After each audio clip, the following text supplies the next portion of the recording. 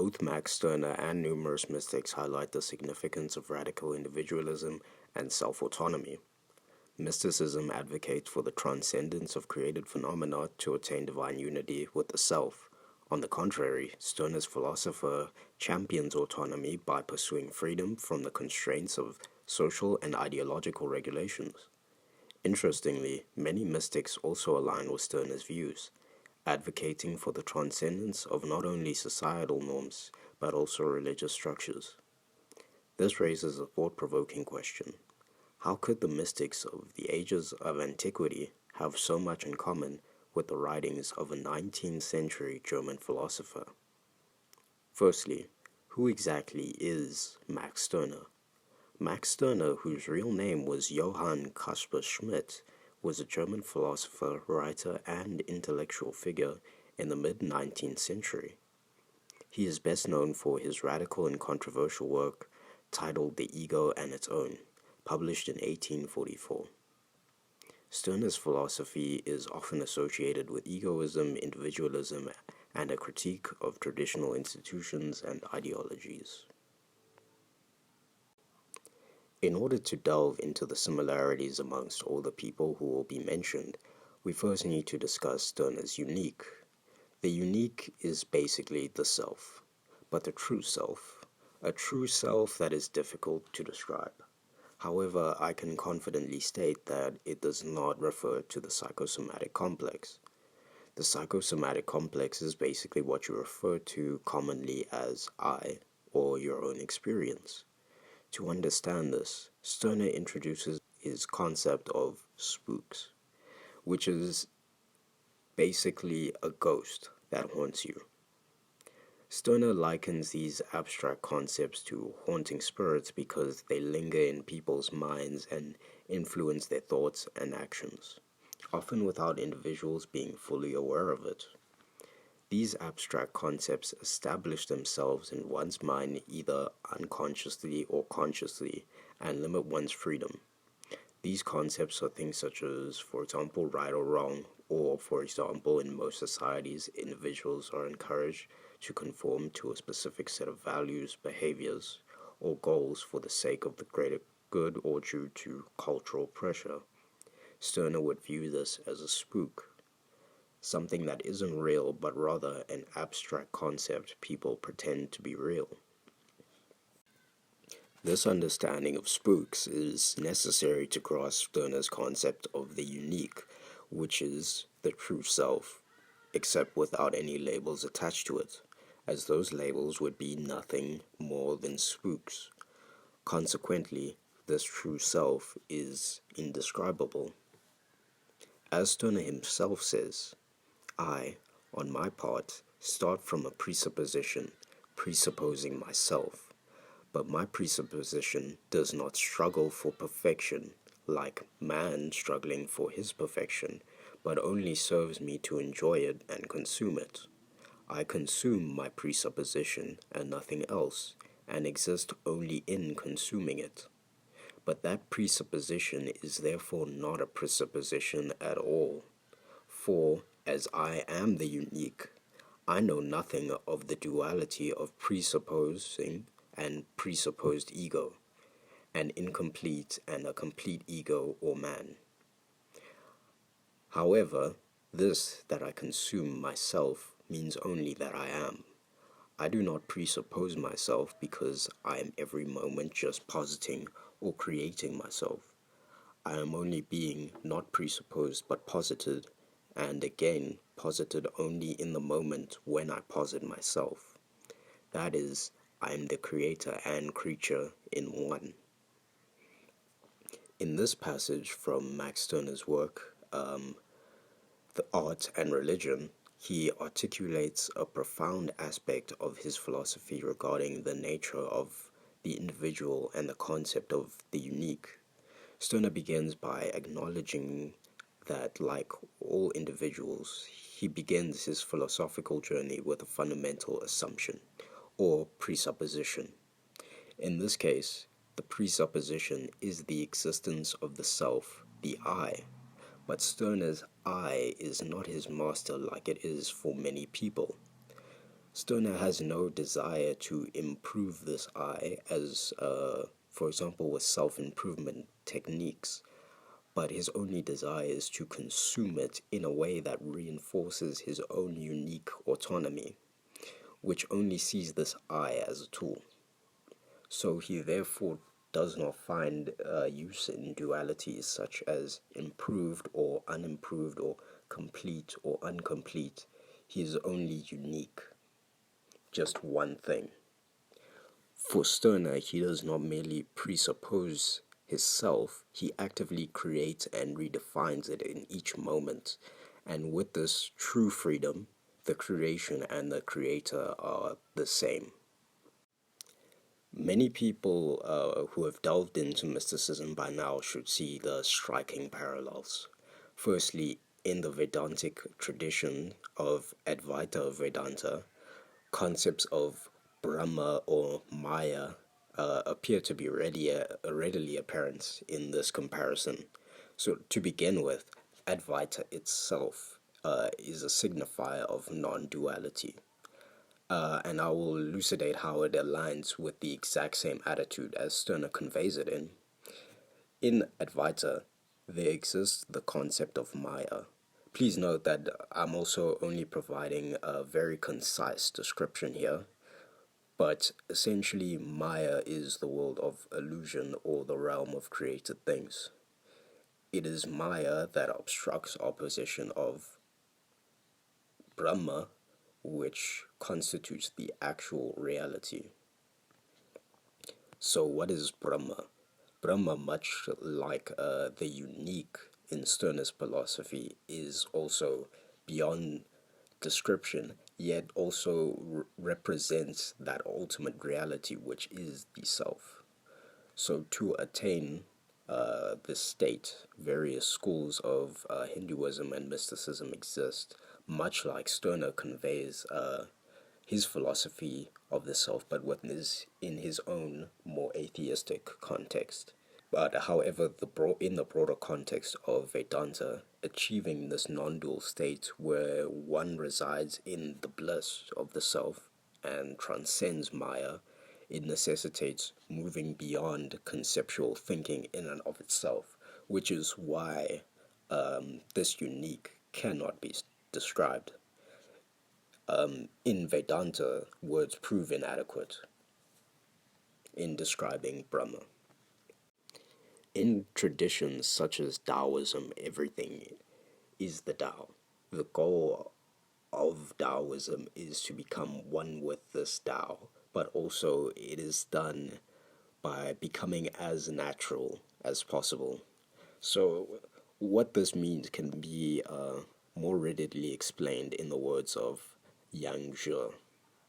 Allow the ear to hear what it likes, the eye to see what it likes, the nose to smell what it likes, the mouth to say what it likes, the body to enjoy the comforts it likes to have, and the mind to do what it likes. Now, what the ear likes to hear is music, and the prohibition of it is what I call obstruction to the ear. What the eye likes to look at is beauty, and when it is not permitted to regard this beauty, I call it obstruction of sight. What the nose likes to smell is perfume, and it's not being permitted to smell, I call obstruction to the scent. What the mouth likes to talk about is right and wrong, and if it is not permitted to speak, I call it obstruction of understanding. The comforts the body enjoys to have are rich food and fine clothing, and if not permitted, then I call that obstruction of the senses of the body. What the mind likes is to be at peace, and it's not being permitted to rest, I call obstruction of the mind's nature. All these obstructions are a source of the most painful vexation. Yang Zhe was a Chinese philosopher during the Warring States period in the 4th century BC. A key figure in Yangism, which is said by some to be a more ancient branch of egoism and hedonism, he promoted individualism and self-preservation, advocating for the pursuit of personal happiness and pleasure while rejecting altruism and excessive societal involvement. Yang Zhe's philosophy challenged the ideas of Confucian ethics and emphasized self interest above all else. Many other Taoists also reject traditions such as Confucianism due to their radical stance on the need to transcend societal regulations and embrace one's natural self. An example of this is portrayed by Zhuangzi, who, like Yang Zhe, is also a Warring States period philosopher, who himself would also not be well received by moralists. His philosophy encourages individuals to live in harmony with the Tao by embracing change, simplicity, and the natural flow of life. Zhuangzi's work has had a profound impact and enduring influence on Taoist thought and Chinese philosophy as a whole. He exposes the less talked about yet important side of his philosophy related to egoism in the tales of Robber Zhe. Robber Zhe as a character was created to expose the false sincerities in Confucian morality, much like how Stirner is also a character crafted for a similar purpose, because often you do need the villain of the story to present the hard truths. Confucianism mainly posits that we should play our social roles, and these social roles define us. This perspective contrasts with the Taoist view, as all these rules and regulations can hinder us from our natural states. In the book Zhuangzi, the conflict between Robber Zhe and Confucius unfolds. This is significant because Robber Zhe is a criminal and a cannibal, whereas Confucius is a staunch moralist. Zhuangzi is clearly favoring Robber Zhe over Confucius in the story, however. Here's a brief summary. One day while traveling, Confucius came across Robber Zhe's home. Robber Zhe welcomed Confucius and treated him to a lavish feast. During the meal, Robber Zhe began to question Confucius about his teachings on morality, ethics, and social norms. Confucius shared his views on virtues, rituals, and social order, emphasizing the importance of adhering to traditional norms for the well-being of society. However, Robert Zhe challenged Confucius' teachings, arguing that they were based on arbitrary human conventions rather than absolute truths. As the conversation continued, Robert Zhe became increasingly critical and frustrated at Confucius' ideas, dismissing them as mere superficialities that didn't resonate with the true essence of life. Confucius is absolutely obsessed in the story between Robert Zhe's name and his actual character, unable to see that his name holds no significance at all.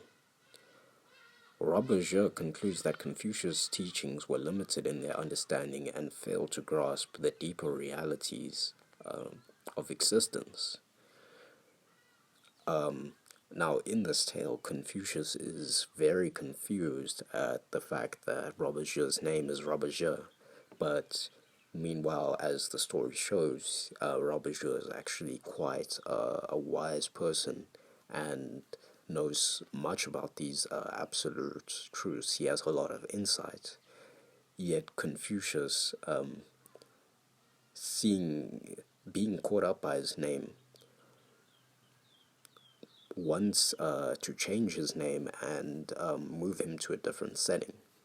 And obviously at this, Robert Zhe is frustrated, as he does not see himself as a name, or that he has to have a name that can describe his character at all. That what Confucius cares about has no actual real essence in reality, but is just coming from commonly talked about social norms and human conventions. I believe the story highlights the fact that these mystic traditions are about true freedom. Even morality must be thrown away in order to be one with the Tao. In order to fully understand this and see how these philosophers relate, Lao Tzu's Tao Te Ching can help us. Lao Tzu is definitely the undisputed most prominent figure in Taoism. He is even named as one of the three pure ones in Taoism, which are the highest gods that represent pure manifestations of the Tao that all living beings come from, and also represent as the aspects of divinity living in all people. A verse from the Tao Te Ching on morality states, "The heavens and earth are not partial to institutionalized morality. They take things, wan wu, and treat them all as straw dogs. Sages are not partial to institutionalized morality. They treat the common people as straw dogs." This first line says clearly that the heavens and the earth, which represent nature, does not adhere to morality. Nature does not operate with favoritism or discrimination, or on any practices at all. They take things, wan wu, as straw dogs.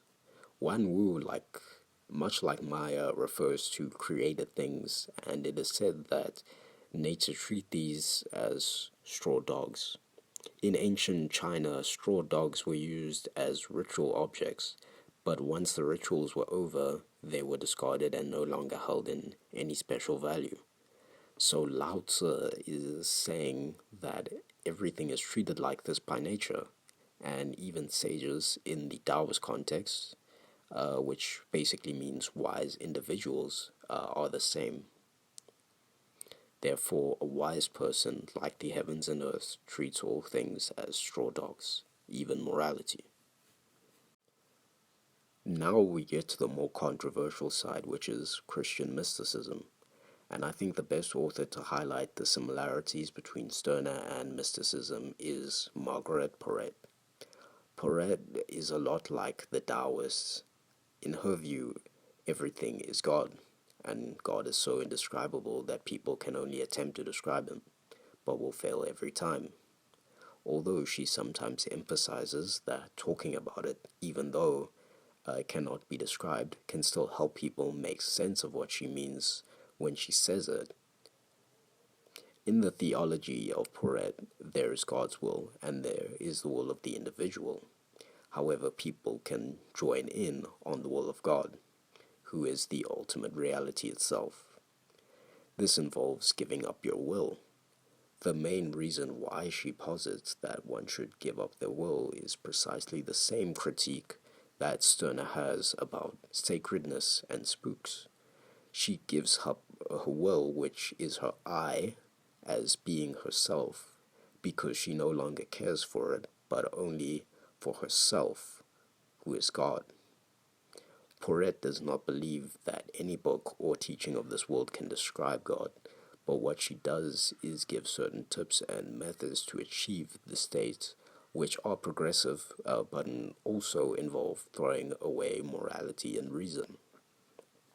Stirner in Art and Religion says, "Yes, adoring, the hot press of men would rather be doubled than alone.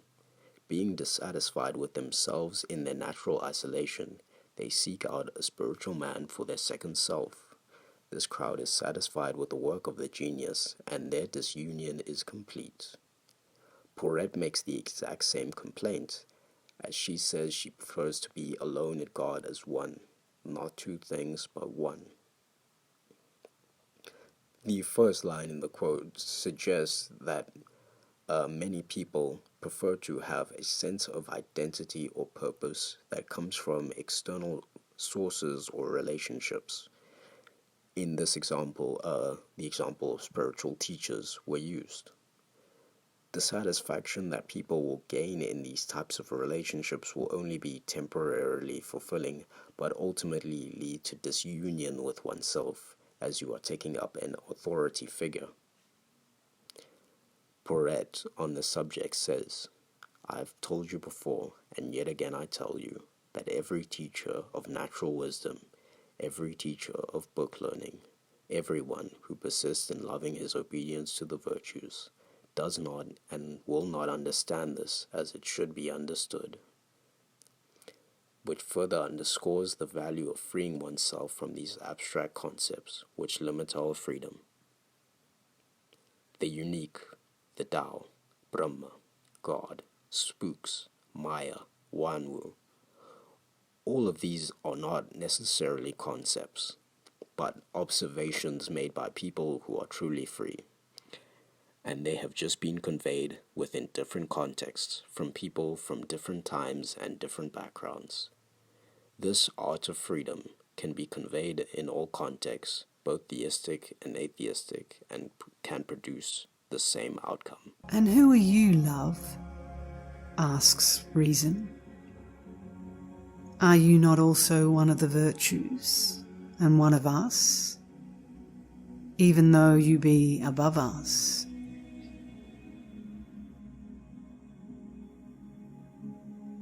I am God, says love, for love is God, and God is love.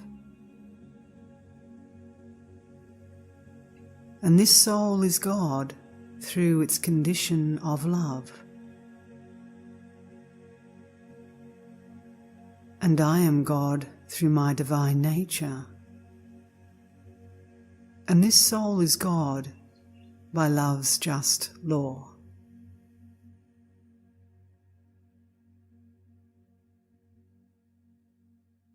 So that this, my precious beloved, is taught and guided by me, without herself, for she has been changed into me. And this is the outcome, says love, of being nourished by me.